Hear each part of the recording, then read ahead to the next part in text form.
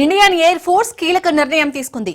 MiG-21 యుద్ధ విమానాలు వాడొద్దని IAF నిర్ణయించింది. సెప్టెంబర్ నుంచి MiG-21 యుద్ధ విమానాలకు వీడ్కోలు పలకనుంది. 62 ఏళ్ల పాటు భారత వాయుసేనకు MiG-21 సేవలందించనున్నారు.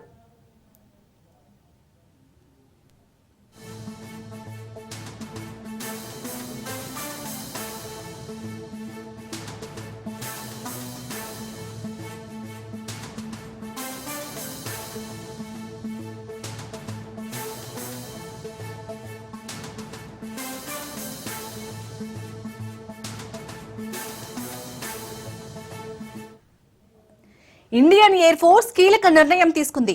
MiG-21 యుద్ధ విమానాలు వాడొద్దని IAF నిర్ణయించింది. సెప్టెంబర్ నుంచి MiG-21 యుద్ధ విమానాలకు వీడ్కోలు పలకనుంది.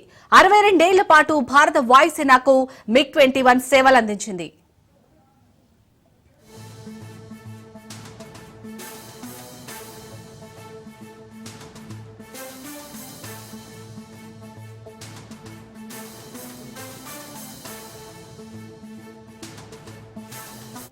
మిథున్ రెడ్డి పిటిషన్లపై విజయవాడ ఏసీబీ కోర్టు కీలక ఆదేశాలు జారీ చేసింది.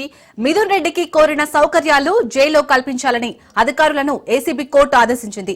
జైల్లో ప్రత్యేక వసతులు, ఇంటి భోజనం, ములాఖత్తో పాటు టీవీ ఏర్పాటు చేయాలని మిథున్ రెడ్డి పిటిషన్లో కోరారు.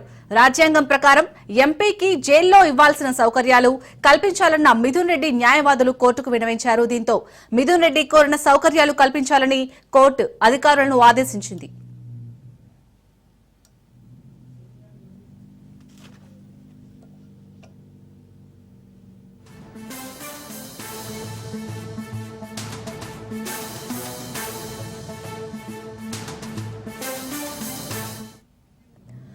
మిథున్ రెడ్డి పిటిషన్లపై విజయవాడ ఏసీబీ కోర్టు కీలక ఆదేశాలు జారీ చేసింది. మిథున్ రెడ్డికి కోరిన సౌకర్యాలు జైల్లో కల్పించాలని అధికారులను ఏసీబీ కోర్టు ఆదేశించింది. జైల్లో ప్రత్యేక వసతులు, ఇంటి భోజనం, ములాఖత్తో పాటు టీవీ ఏర్పాటు చేయాలని మిథున్ రెడ్డి పిటిషన్లో కోరారు. రాజ్యాంగం ప్రకారం ఎంపీకి జైల్లో ఇవ్వాల్సిన సౌకర్యాలు కల్పించాలన్న మిథున్ రెడ్డి న్యాయవాదులు కోర్టుకు విన్నవించారు. దీంతో మిథున్ రెడ్డి కోరిన సౌకర్యాలు కల్పించాలని కోర్టు అధికారులను ఆదేశించింది.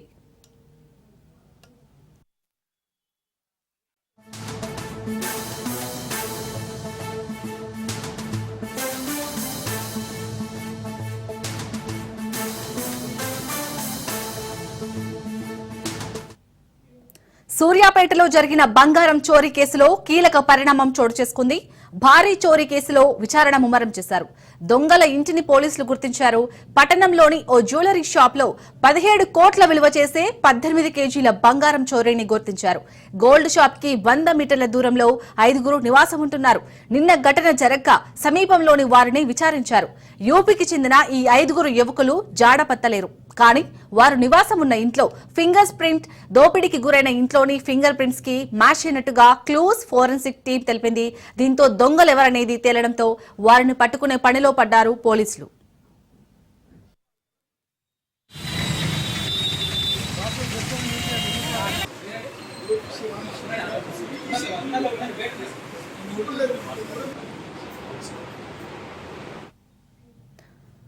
రైట్గా సూర్యాపేటలో జరిగిన బంగారం చోరీ కేసుకు సంబంధించి పూర్తి అప్డేట్స్ మా ప్రతినిధి పుల్లారావు అందిస్తారు. పుల్లారావు, కానీ సూర్యాపేట జిల్లా కేంద్రంలో సంచలనం సృష్టించినటువంటి జ్యువెలరీ షాప్ లో భారీ చోరీ విషయానికి సంబంధించి ఒక పోలీసులు కొలికి తీసుకొచ్చినట్టు మనకు తెలియవస్తుంది. ముఖ్యంగా ఈ భారీ చోరీ దాదాపు 17 కోట్ల విలువ చేసినటువంటి బంగారంతో పాటు 22 లక్షల రూపాయల నగదు కూడా దొంగలు దోసుకెళ్ళినట్టు పరిస్థితి ఉండడం జరిగింది.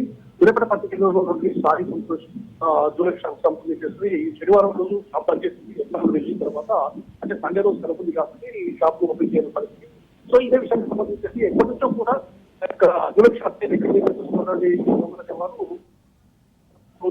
ఎవరికి కూడా ఎలా నిర్మాణం కావుతుంది ఆ ఉద్దేశంతో దాన్ని jewellery shops back side parade లో నుంచి ఎంటర్ అయ్యి గ్యాస్ కటర్ కట్ చేసేసి లోపలికి వెళ్ళేసి కూడా ఈ చోరీకి పాల్పడ్డారు. అయితే మద్దతు సోమవారం రోజు ఈ యొక్క విషయాన్ని తెలుసుకున్న షాప్ నిర్వాహకులు పోలీసులకు సమాచారం ఇచ్చారు. పోలీసులు మాత్రం పులివెస్టలో ఇక చోరీ కేసులు ఛేదించే విషయంలో మాత్రం చూస్తారని చెప్తున్నారు. దీనికి సంబంధించి 5 పోలీసు బృందాలు దొంగలకు సంబంధించి గాలి చర్యలు చేపట్టిన పరిస్థితి అయితే ఉండదు.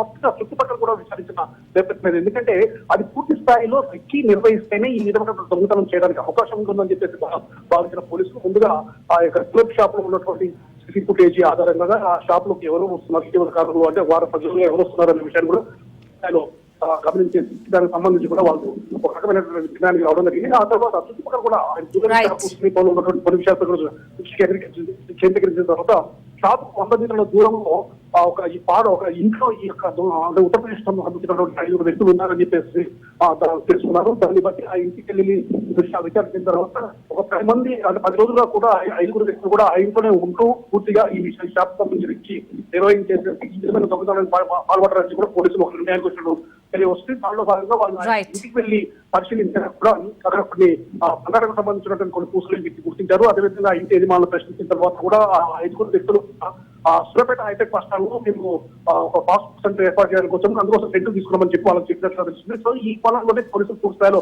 దృష్టి కేంద్రీకరించి 5 గుంతలుగా వెళ్ళిపోయినటువంటి పోలీసులు ఆ యొక్క దొంగలను కూడా అదుపులో తీసుకున్నట్టు కూడా కొంత సమాచారం అయితే అందుతుంది. పూర్తి వివరాలు మాత్రం కూడా పోలీసులు త్వరలో వెళ్లే అవకాశం అయితే కనబడుతుంది. Right, thank you Pullarao.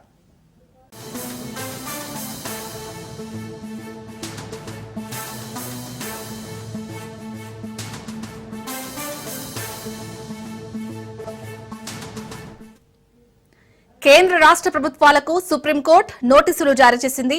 రాష్ట్రపతి గవర్నర్లు 3 నెలల్లో బిల్లులు ఆమోదించాలని ఇటీవల సుప్రీంకోర్టు తీర్పిచ్చింది. లేకపోతే ఆమోదించినట్టుగానే భావించాలని తీర్పు తెలిపింది.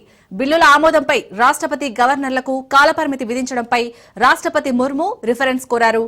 తదుపరి విచారణ జూలై 29కి వాయిదా వేసింది.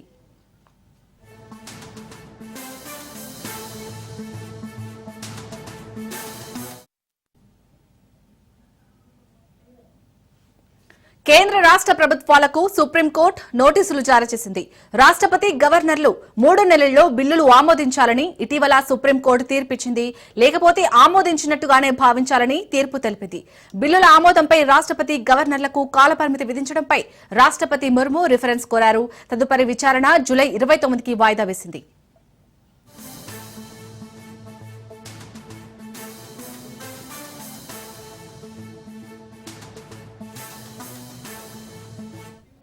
రైట్, ఇదే అంశానికి సంబంధించి మరిన్ని డీటెయిల్స్ మా ప్రతినిధి సైదులు అందిస్తారు. సైదులు. శాలిని, కేంద్ర రాష్ట్ర ప్రభుత్వాలకు సుప్రీంకోర్టు నోటీసులు జారీ చేసింది. ముఖ్యంగా రాష్ట్రపతి గవర్నర్లు 3 నెలల్లో బిల్లులు చెల్లించాలని చెప్పేసి కూడా ఈ యొక్క అంశంలో పేర్కొంది. అయితే గత కొన్ని రోజుల నుంచి కూడా ఈ వివాదం అంటే రాష్ట్రపతి గవర్నర్లకు సంబంధించి ఏదైనా బిల్లులు ప్రభుత్వం పంపించినప్పుడు అది పెండింగ్ లో ఉండకూడదని చెప్పేసి కూడా సుప్రీంకోర్టు నిబంధనలో భాగంగా చెప్తూ వస్తుంది. ఎందుకంటే తమిళనాడు ముఖ్యమంత్రి స్టాలిన్ గవర్నర్ దగ్గరికి ఒక బిల్లు పంపించినప్పుడు అది కొంత డిలే అయింది. డిలే అయిన సమయంలో తమిళనాడు ప్రభుత్వం సుప్రీంకోర్టుని ఆశ్రయించింది. ఆ సమయంలో సుప్రీంకోర్టు జోక్యం చేసుకొని అదే రాష్ట్ర గవర్నర్లు ఎవరైనా సరే తమ వద్దకు వచ్చినటువంటి బిల్లులు ఏవైతే ఉంటాయో అవి 3 నెలల్లోపు క్లియర్ చేయాలని చెప్పేసి కూడా ఆదేశాలు జారీ చేసింది. దానిలో భాగంగా 3 నెలల్లోపు పెండింగ్ లో ఉంటే మాత్రం ఈమె అది బిల్లులు ఇంప్లిమెంట్ అవుతాయని చెప్పేసి కూడా ఆదేశాలు ఇవ్వాల్సి వస్తుందని చెప్పేసి కూడా చెప్పడం జరిగింది. సో దీనిపైన వివరణ కోరుతూ రాష్ట్రపతి సుప్రీంకోర్టుకి లేఖ రాసింది. దానిలో భాగంగా సుప్రీంకోర్టు కూడా కొద్దిసేపటి క్రితమే కేంద్ర రాష్ట్ర ప్రభుత్వాలకు నోటీసులు జారీ చేసి ముఖ్యంగా రాష్ట్రపతి గవర్నర్లు 3 నెలల్లో బిల్లులు ఆమోదించాలని చెప్పేసి కూడా చెప్పడం జరిగింది. లేకపోతే ఆమోదించినట్టుగానే భావించాల్సిన వస్తుందని చెప్పేసి కూడా ఈ యొక్క తీర్పులో భాగంగా స్పష్టం చేసింది. సో ఇక రాష్ట్రపతి రెఫరెన్స్ కోరిన అంటే సుప్రీంకోర్టు రెఫరెన్స్ రాష్ట్రపతి ముర్ము కోరింది కాబట్టి తదుపరి విచారణ జూలై 29కి వాయిదా వేస్తూ కూడా సుప్రీంకోర్టు కొద్దిసేపటి క్రితమే ప్రకటన సుప్రీంకోర్టు కొద్దిసేపటి క్రితమే చెప్పడం జరిగింది. కాబట్టి మరి చూడాలి మరి అంటే మరి జూలై 29కి వాయిదా వేసింది కాబట్టి మరి ఎటువంటి తీర్పు సుప్రీంకోర్టు ఇవ్వబోతుంది ఏంటి అనేది కూడా తెలియాల్సింది. స్పష్టమైతే మాత్రం రాష్ట్రపతి వివరణకు సంబంధించి సుప్రీంకోర్టులో ఉన్నటువంటి ప్రధాన న్యాయమూర్తులందరూ కూడా చర్చించిన తర్వాత ఫర్దర్ గా ఒక నిర్ణయానికి వచ్చే అవకాశం కనిపిస్తుంది. ఎందుకంటే ఎట్టి పరిస్థితుల్లో కూడా గవర్నర్ రాష్ట్రపతి నిర్ణయాల్లో సుప్రీంకోర్టు జోక్యం ఏంటనేది కూడా రాష్ట్రపతి ప్రశ్న. దానిలో భాగంగానే రాష్ట్రపతి సుప్రీంకోర్టుని నివేదిక కోరింది. సో అందులో భాగంగా రాష్ట్రపతి కోరిన నివేదిక ఆధారంగా తీర్పును 29కి వాయిదా వేసింది. కాబట్టి 29 రోజు మరోసారి సుప్రీంకోర్టులో ఉన్నటువంటి కీలక న్యాయమూర్తులందరూ కూడా దీనిపైన చర్చించి ఒక నిర్ణయానికైతే రాబోతున్నారు. ఎందుకంటే 3 నెలల్లోపు రాష్ట్రపతి గవర్నర్లు ఖచ్చితంగా ప్రభుత్వాలు పంపించిన బిల్లులు అయితే ఉంటాయో ఆ బిల్లులు ఖచ్చితంగా ఆమోదించాలని చెప్పేసి ఎలా జోక్యం చేసుకుంటారు, రాజ్యాంగంలోని ఎక్కడ ఉంది అనేది కూడా ఇప్పుడు రాష్ట్రపతి ప్రశ్న. కాబట్టి సో దానికి సంబంధించి వాదనలు పూర్తయిన తర్వాత సో ఇక 29కి సుప్రీంకోర్టు రాష్ట్రపతి కోరిన వివరణ ఏదైతే ఉందో ఆ వివరణకు సంబంధించి వాయిదా వేసింది. కాబట్టి సో మరలా 29వ తారీఖు హీరింగ్ వస్తుంది. ఆ హీరింగ్ లో భాగంగా తీర్పు మరి ఏ విధంగా ఉండబోతుందనేది కూడా కొంత ఆసక్తి కలిగిస్తున్నటువంటి అంశం. Right, thank you Saidulu.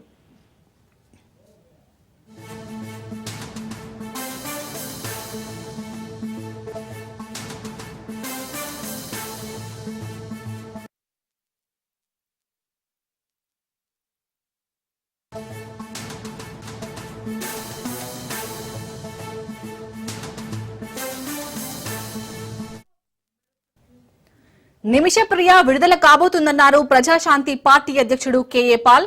కేంద్ర ప్రభుత్వం చేయలేని పనిని తాను చేసేందుకు విశ్వ ప్రయత్నాలు చేస్తున్నారన్నారు కేఏ పాల్. అక్కడి మత గురువులతో ప్రత్యక్షంగా సమావేశమవుతున్నానన్నారు. సోషల్ మీడియాలో తాజాగా ఓ వీడియోను విడుదల చేశారు. చట్టాలు ప్రభుత్వాలు చేయలేని పని దేవుడు చేశాడన్నారు. అందరి ప్రార్థనలు ఫలించి త్వరలోనే నిమిషప్రియ విడుదల కాబోతున్నారని చెప్పారు. నిమిషప్రియ ప్రాణాన్ని కాపాడేందుకు సహకరిస్తున్న ప్రధాని మోదీ మీడియాకు ప్రత్యేక ధన్యవాదాలు తెలుపుతున్నాను అని చెప్పుకొచ్చారు. దీంతో ఆయన ప్రయత్నాలు సఫలమైతే భారత దృష్టిలో కేఏ పాల్ సూపర్ హీరోగా మారే అవకాశం ఉందని సోషల్ మీడియాలో చర్చ జరుగుతుంది.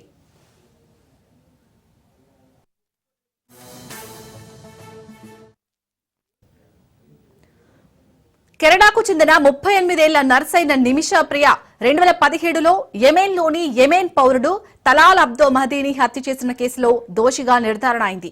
2018 నుంచి యెమెన్లోని సనా సెంట్రల్ జైల్లో ఉండగా ఈ నెల 16న ఆమెకు ఉరిశిక్ష వేయాల్సి ఉండగా భారత ప్రభుత్వం అభ్యర్థన మేరకు వాయిదా వేసింది. అయితే యెమెన్ దేశంతో భారత్కు ఎటువంటి ప్రత్యక్ష సంబంధాలు లేకపోవడం, అక్కడ చట్టాలు కఠినంగా ఉండటంతో ఆమెను కాపాడేందుకు భారత్ విశ్వ ప్రయత్నం చేస్తుంది. అయినప్పటికీ ఎటువంటి ఫలితం లభించడం లేదు.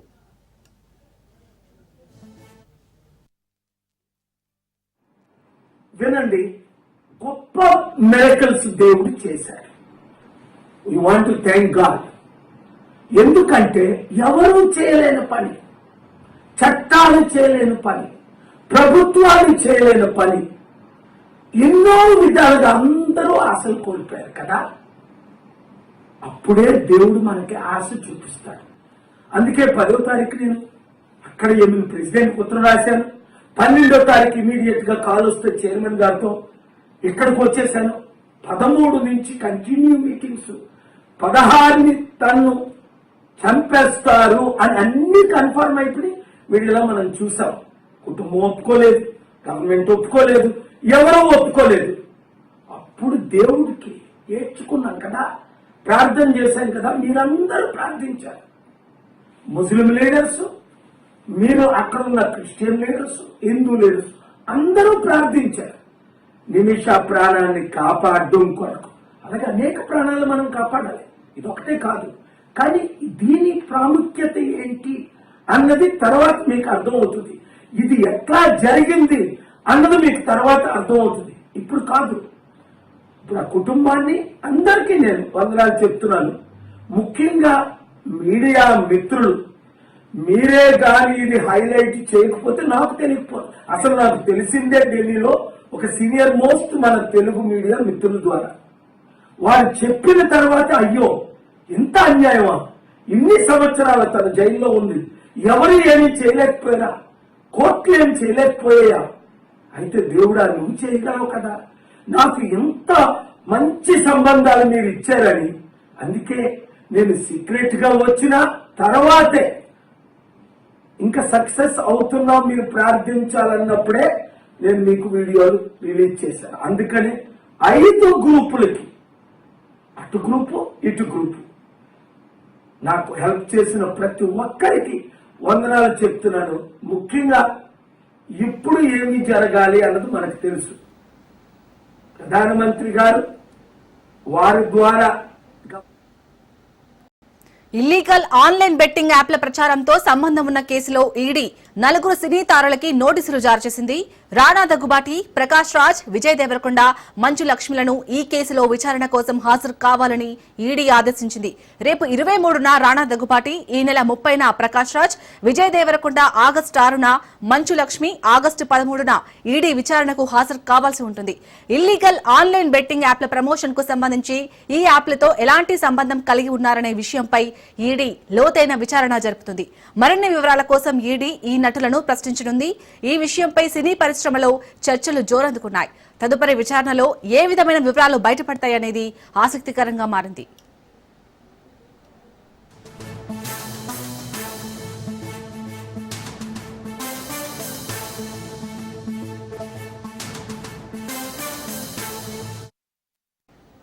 ఇల్లీగల్ ఆన్లైన్ బెట్టింగ్ యాప్ల ప్రచారంతో సంబంధం ఉన్న కేసులో ఈడీ నలుగురు సినీ తారలకి నోటీసులు జారీ చేసింది. రాణా దగ్గుబాటి, ప్రకాష్ రాజ్, విజయ్ దేవరకొండ, మంచు లక్ష్మిలను ఈ కేసులో విచారణ కోసం హాజరు కావాలని ఈడీ ఆదేశించింది. రేపు 23న రాణా దగ్గుబాటి, ఈ నెల 30న Prakash Raj, Vijay Devarakonda August 6న, Manchu Lakshmi August 13న ED విచారణకు హాజరు కావాల్సి ఉంటుంది.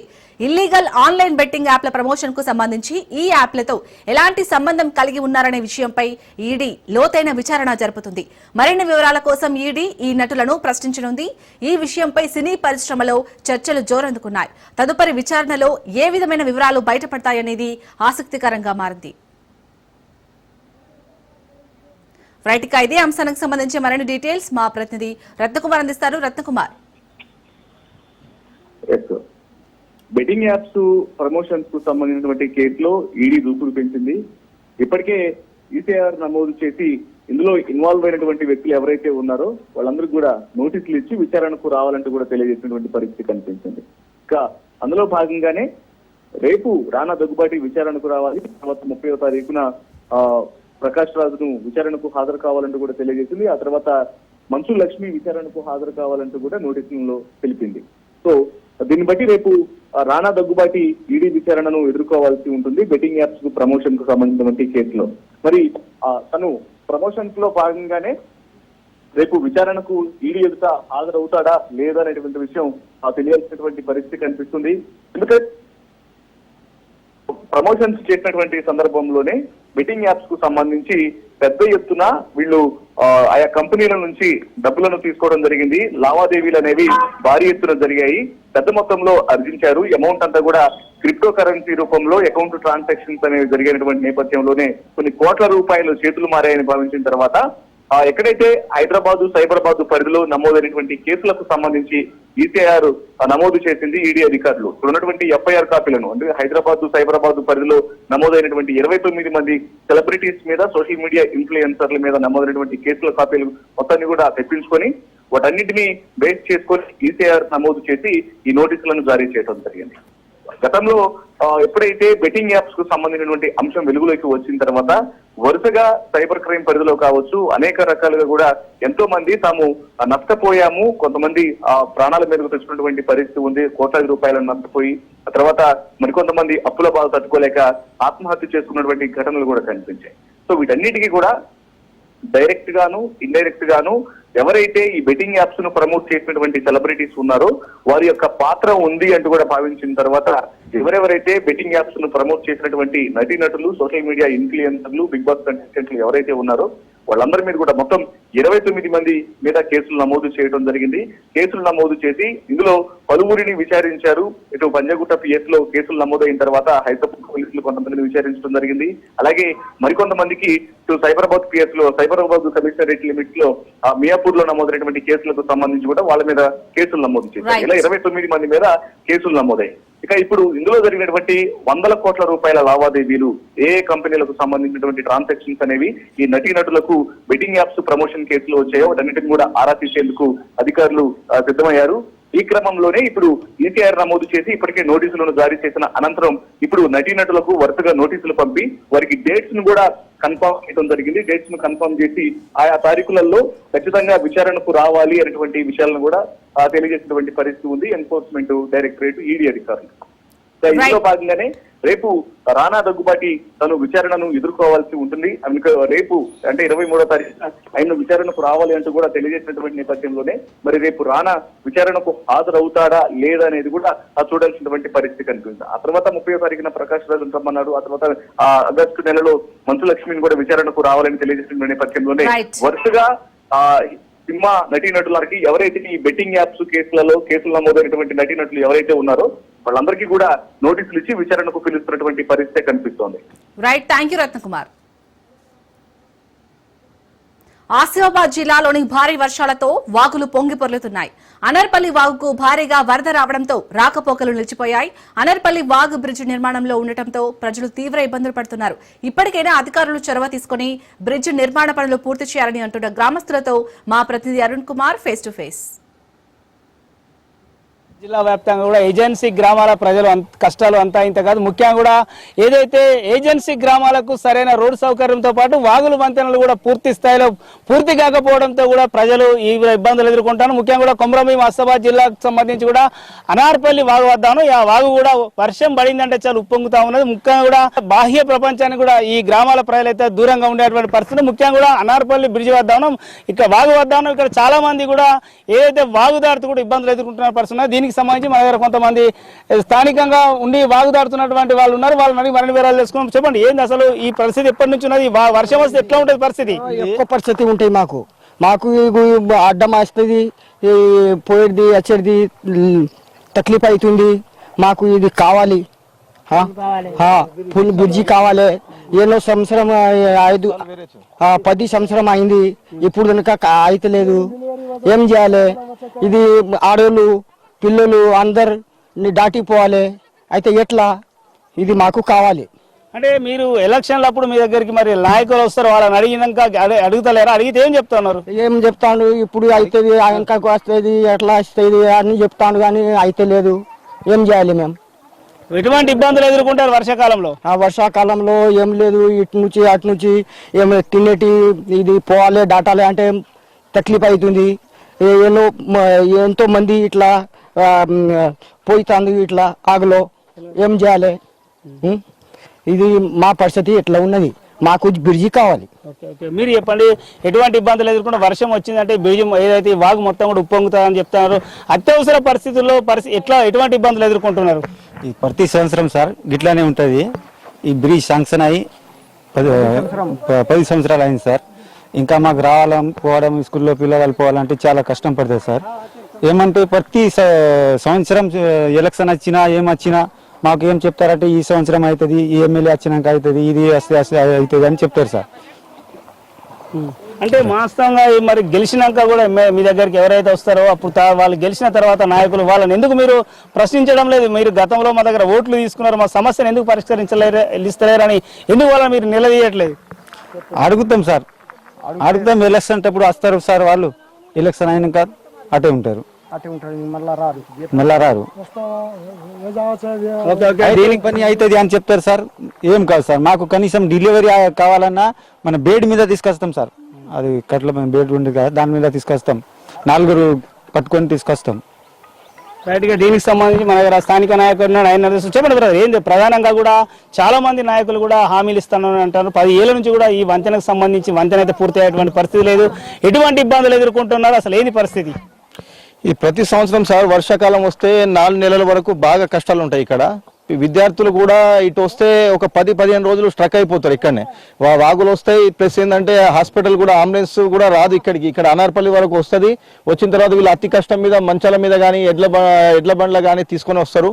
ఒకవేళ ఏదైనా పరిస్థితి చేయి దాటిపోతే ఇక్కడ ప్రాణాలు పోయే కూడా పరిస్థితి ఉంది. కానీ గత 10 సంవత్సరాల నుంచి మేము చూస్తూనే ఉన్నాం. మేము చేస్తాం, అప్పుడు చేస్తాం, ఇప్పుడు చేస్తాం అని చెప్పి స్థానిక నాయకులు కూడా అంటున్నారు. కానీ ఆ గుత్తేదారి ఏంటంటే ఇంత నిర్లక్ష్యం చేసుకున్నా కూడా గుత్తేదారిని కనీసం ప్రభుత్వ అధికారులు కూడా వాళ్ళని క్వశ్చన్ చేయట్లేదు. ఇప్పుడు నేను జిల్లా కలెక్టర్ దగ్గరికి వెళ్ళి నన్ను దీపావళి వరకు ఆగమని చెప్పారు. కృష్ణా డి గారు కూడా అదే మాట చెప్తున్నారు. గుత్తేదారు బాగా నిర్లక్ష్యం చేస్తున్నాడు. మా కోర్టులో కూడా ఆయన కేసు వేసిండు, ఆయనకు డబ్బులు రాలేదని చెప్పేసి. దానివల్ల ఏంటంటే ఆయనని వేరే వాళ్ళకు కూడా టెండర్ వేయనియట్లేదు. ఆయన నేనే చేస్తా, కానీ ఆయన ఆయన ఆయన వెర్షన్లో ఆయన చెప్తున్నాడు, నాకు వీలైనప్పుడే వచ్చి పని చేస్తా అని చెప్పి చెప్తున్నాడు. కానీ అధికారులు కూడా స్పందించి అతని టెండర్ని క్యాన్సిల్ చేసి మళ్ళీ కొత్త టెండర్ వేయించి పనులు పూర్తి కావాలని చెప్పేసి మేము కోరుతా ఉన్నాం ప్రభుత్వాన్ని. మా స్థానిక ఎమ్మెల్యే గారు కూడా స్పందించాలి ఈ సమస్య గురించి. ఈ అనర్పల్లి బ్రిడ్జిని కూడా పూర్తయ్యే విధంగా చేయాలని మేము కోరుతా ఉన్నాం. రైట్, ఇదైతే స్థానికులు అయితే తెలుపుతున్నటువంటి పరిస్థితి. వాగు ఉప్పొంగితే కూడా, వర్షాలు పడి వాగు ఉప్పొంగితే కూడా తీవ్ర ఇబ్బందులు ఎదుర్కొంటా ఉన్నాం అని చెప్తారు. ముఖ్యంగా కూడా అత్యవసర పరిస్థితుల గర్భిణీలను కావచ్చు, ఏదైతే ఆసుపత్రికి తరలించడానికి కూడా తీవ్ర సమస్య తలెత్తుతుందని చెప్తా ఉన్నారు. ముఖ్యంగా కూడా గత 10 సంవత్సరాల నుంచి కూడా వాగుకు అయితే ఎక్కడైతే ఈ ప్రాంతంలో వాగుపై కూడా బ్రిడ్జి నిర్మాణానికి నిధులు శాంక్షన్ అయినా కూడా గుత్తదారు నిర్లక్ష్యంతో కూడా ఇక్కడ పనులు జరగడం లేదని చెప్తున్నారు. ఇప్పటికే అధికారుల దృష్టికి, స్థానిక ప్రజాప్రతినిధుల దృష్టికి తీసుకెళ్లినా కూడా ఈ సమస్యకు అయితే పరిష్కారం చూపడం లేదని అయితే చెప్తున్నారు. ఇప్పటికైనా కూడా ఏదైతే ఈ సమస్యను పరిష్కరించి వాగు సమీప గ్రామాల ప్రజలకు, గ్రామస్తులకైతే రవాణా సౌకర్యాన్ని మెరుగుపరిచే విధంగా కూడా బ్రిడ్జి నిర్మాణానికి చర్యలు చేపట్టాలని అయితే స్థానికులు అయితే కోరుతున్నటువంటి పరిస్థితి. కెమెరా పర్సన్ సతీష్ తో అరుణ్ కుమార్, రాజ్ న్యూస్, అనార్పల్లి, కొమరంభీం. వైసీపీపై ఎమ్మెల్యే వెంకట కృష్ణారెడ్డి ఫైర్ అయ్యారు. గత వైసీపీ పాలనలో భారీగా అవినీతి జరిగిందని ఆయన విమర్శించారు. మద్యం కుంభకోణంలో ఎంపీ మిథున్ రెడ్డి అరెస్టు తర్వాత వైసీపీ కీలక నేతల పేర్లు కూడా వెలుగులోకి వస్తున్నాయని ఆయన అన్నారు. ఇప్పటికే రామిరెడ్డి ప్రతాప్ కుమార్ రెడ్డికి లిక్కర్ ముడుపుల నగదు అందాయని సెట్ గుర్తించిందని అంటున్న ఎమ్మెల్యే వెంకట కృష్ణారెడ్డితో మా ప్రతినిధి Charith Kumar face to face. ఈరోజు నెల్లూరు జిల్లా కావలి నియోజకవర్గం అల్లూరు మండలం మోపూర్లో ఉన్నాం మనం. మోపూర్లో కావలి ఎమ్మెల్యే దగ్గుమాటి వెంకటకృష్ణారెడ్డి గడప గడపకు తిరుగుతున్నాడు. ఇక్కడ పరిస్థితి మనం చూస్తున్నాం. ఈరోజు ఎమ్మెల్యేకి ప్రజాదరణ, అంటే ఎమ్మెల్యే వచ్చినప్పటికీ కూడా ఆ శాసనసభ్యుడికి అయితే మాత్రం పూర్తి స్థాయిలో ప్రజల నుంచి అయితే మద్దతు లభిస్తుంది. ప్రతి ఒక్కరూ కూడా ఆయనకి పూలతో స్వాగతం పలుకుతున్నారు. ప్రతి ఇంట్లో కూడా జరిగినటువంటి మంచిని కూడా చెప్తున్నటువంటి పరిస్థితి అయితే ఉంది. అంటే ఇప్పటి వరకు కూడా ఆయన ఎన్ని ఇళ్ళు తిరిగారు, అంటే ఎన్ని ఒకసారి కనుక్కుందాం. సార్, ఈరోజు మీరు సుపరిపాలన తొలడుగు కార్యక్రమంలో ప్రధానంగా కావలి కాన్స్టిట్యున్సీలో పర్యటిస్తున్నారు. ఎలా అనిపిస్తుంది సార్ ప్రజల ముందుకే వెళ్తుంటే మీకు? ఈరోజు అభివృద్ధి ప్రదాత శ్రీ నారా చంద్రబాబు నాయుడు గారు ముఖ్యమంత్రి అయ్యి సంవత్సరము 2 నెలలు పూర్తవుతున్నటువంటి తరుణంలో ఈ రాష్ట్ర సుపరిపాలన దిశలో ఉన్నటువంటి పరిస్థితుల్లో విధ్వంసకరమైనటువంటి ఆంధ్రప్రదేశ్ని ప్రగతి పదంలో నడిపిస్తున్నటువంటి తరుణంలో ప్రజల ముంగిటికి వెళ్ళాలి, ప్రజా సమస్యలు తెలుసుకోవాలి, ప్రజల ఆలోచనల మేరకు ఈ ప్రభుత్వం పనిచేయాలి తప్ప ప్రజలకి వ్యతిరేకంగా పనిచేయకూడదనేటువంటి ఒక దృఢ సంకల్పంతో సుపరిపాలనలో తొలి అడుగునటువంటి కార్యక్రమాన్ని తీసుకుని ఈరోజు మేము ప్రజలందరికీ రావడం జరిగింది.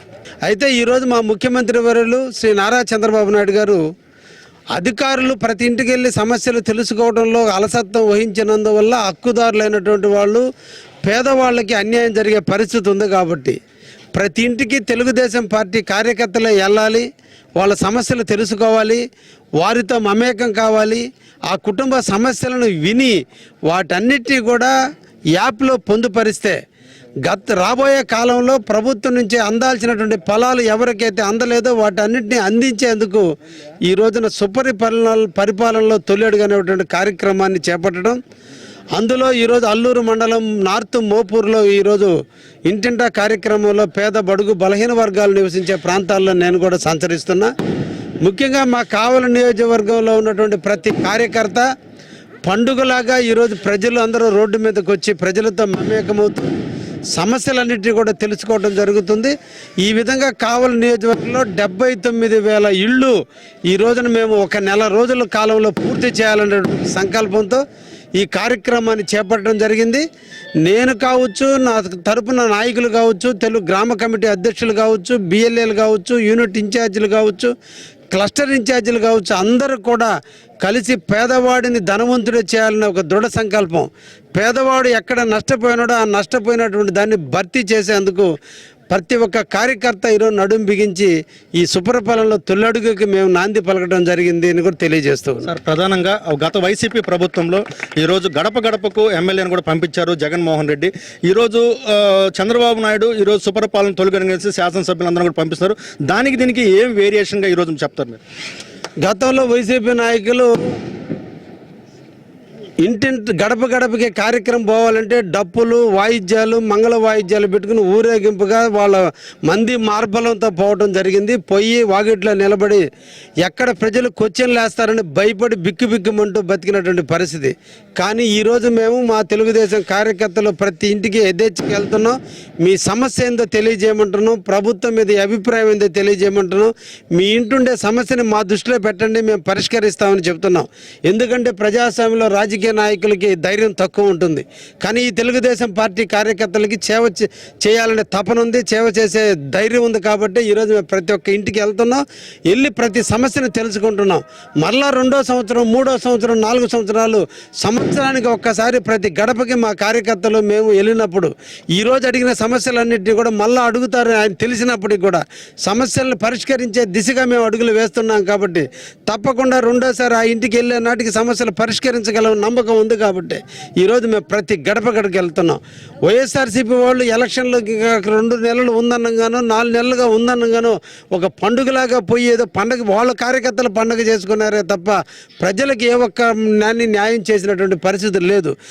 దానికి దీనికి నక్కకి నాగలోకలకు తేడా ఉంది. అది విధ్వంస పరిపాలన, ఇది న్యాయమైన పరిపాలన, ఇది రాముడి పరిపాలన, ఇది రావణాసుడి పరిపాలన, ఇది కృష్ణుడి పరిపాలన, ఇది కంసుడి పరిపాలన, ఇది వెంకటేశ్వర స్వామి పరిపాలన, ధృతరాష్ట్రుడి పరిపాలన లాంటి దుర్మార్గమైన పరిపాలనలో అందించినటువంటి వైనాన్ని తిప్పికొడుతూ సుపరిపాలనలో తొలిగడుగులో ఈ రోజు మేము విజయవంతంగా ప్రజలు ఏది ఏమన్నప్పటికీ తొందరలో కూడా జైలుకి వెళ్తా ఉంటూ కూడా ఆయన ఇప్పుడు ప్రతాప్ రెడ్డిని హెచ్చరించిన పరిస్థితి. కెమెరామెన్ భరత్తో చరిత్ర కుమార్, రాజ్ న్యూస్, అల్లూరు, మోపూర్ నుండి.